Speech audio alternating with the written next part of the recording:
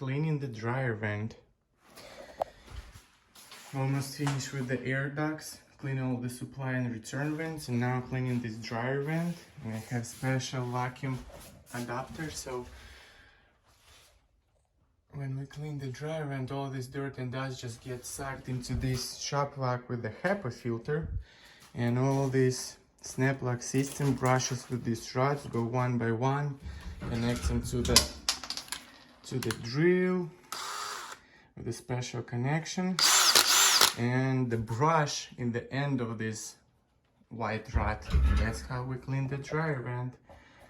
We also clean it from the outside, so gonna vacuum all of these, gonna clean all of these, and yep.